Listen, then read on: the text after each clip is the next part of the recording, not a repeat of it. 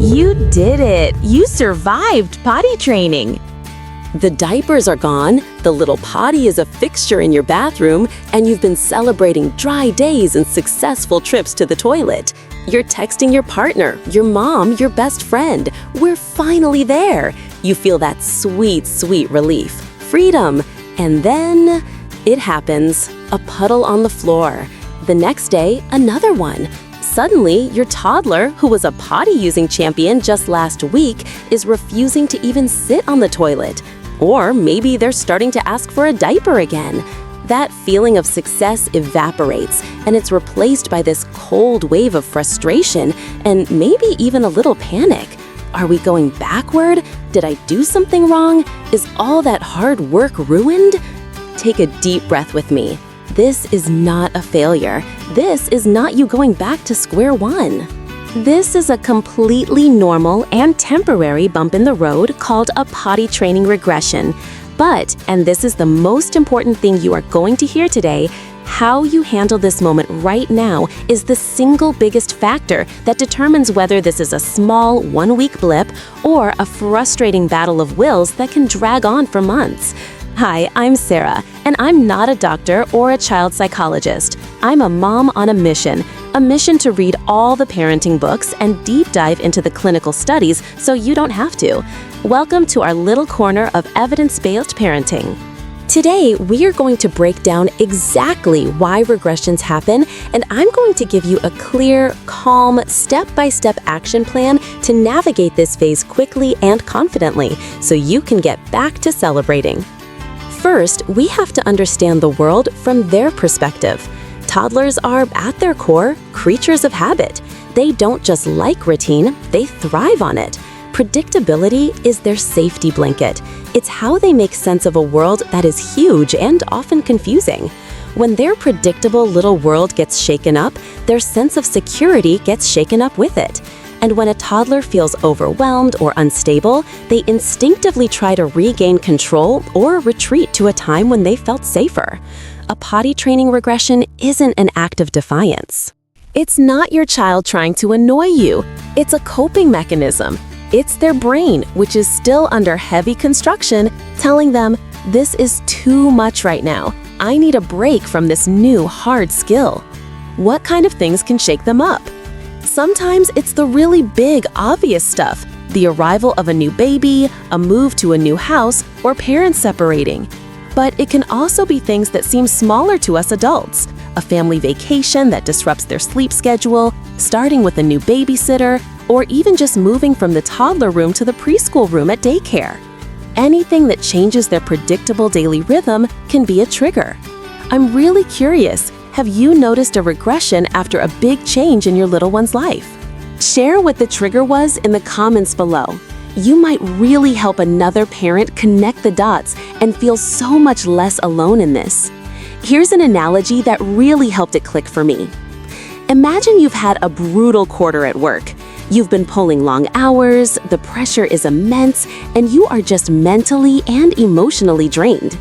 Your plan all week was to finally get back to the gym on Friday, but when you walk through your front door, the thought of changing, driving to the gym, and pushing yourself through a workout feels impossible.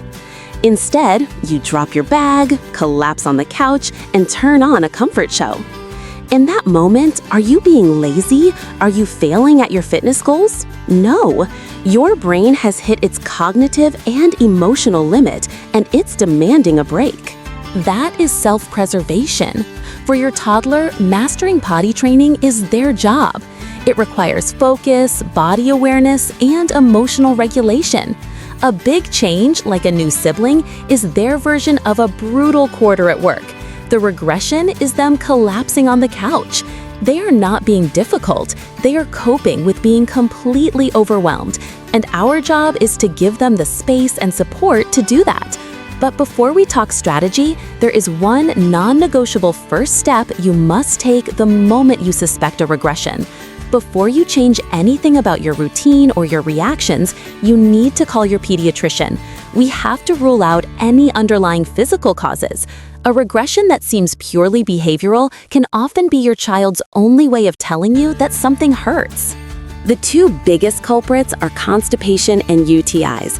Constipation is incredibly common in toddlers, and if it hurts to poop, they will absolutely start avoiding the potty altogether, which can lead to withholding and accidents. Urinary tract infections, or UTIs, are less common but also a major possibility. If there's a burning sensation when they pee, they'll develop a fear of the toilet.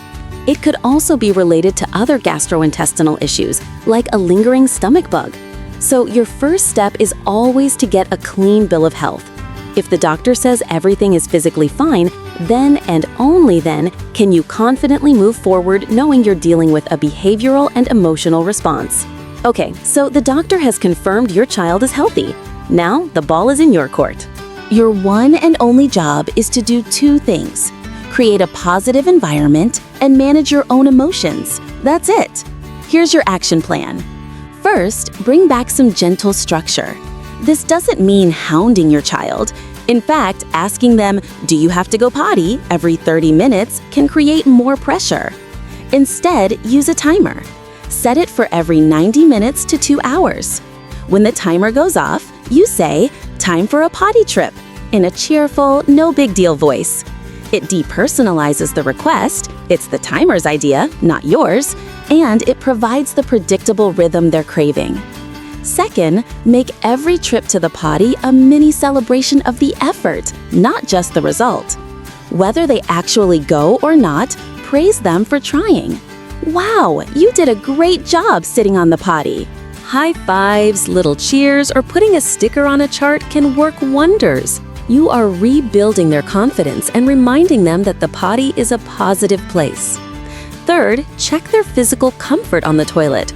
Imagine sitting on a toilet so big your feet dangle in the air with no support. It's unstable and a little scary. For many toddlers, this is their reality. A simple toilet seat reducer and a small stool for their feet can make a world of difference. It makes them feel physically secure, which is essential for them to relax. And remember, keep potty trips short. If nothing happens after about 5 minutes, let them get up. Making them sit there for a long time can make the potty feel like a punishment. And now for the most important rule of all. The one that, as we said at the beginning, will determine whether this lasts for 5 days or 5 months. You must manage your emotions.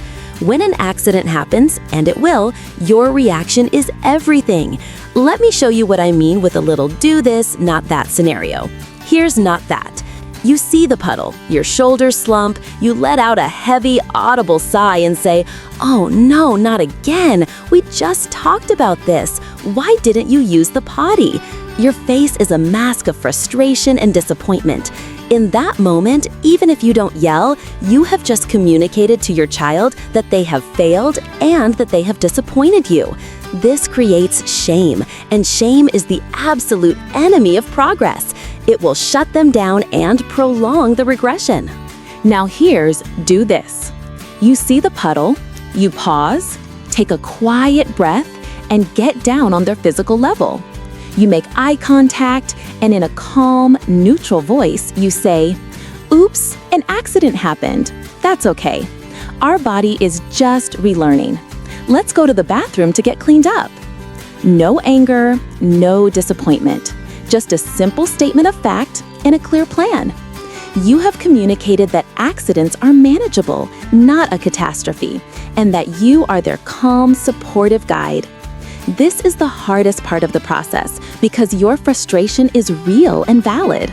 But your child's developing brain is like a mirror. It will reflect the emotion you show it. If you show it shame, it will learn to hide and fear. If you show it calm support, it will learn that it's safe to try again. And now for my favorite little trick, a simple aha tip that reinforces this whole process beautifully. When an accident happens and you need to change their clothes, always change them in the bathroom. Why does this work? Because it gently and consistently reinforces the entire bathroom sequence. Pee or poop belongs in the bathroom. Getting clean happens in the bathroom. The act of walking to the bathroom, pulling down wet pants, getting wiped, putting on clean pants, and washing hands, it keeps the entire potty routine associated with that one physical space. It's a low-stress, subconscious way of reminding their brain this is the place where this all happens. It provides the consistency and routine that their overwhelmed little system is desperately craving to feel secure and get back on track. So remember, you are the safe harbor in your child's emotional storm. Every stage of their development, including this one, is just a phase. This regression feels huge right now, but it is temporary. It too shall pass. You now have the understanding and the tools to navigate it calmly and effectively. You've got this. If this video gave you a solid plan and a little peace of mind, please give it a like. It really does help other parents find it when they're frantically searching for answers. And make sure you subscribe, because my next video is all about toddler tantrums. And I'll be breaking down why research shows traditional punishments often backfire and what to do instead. You won't want to miss it.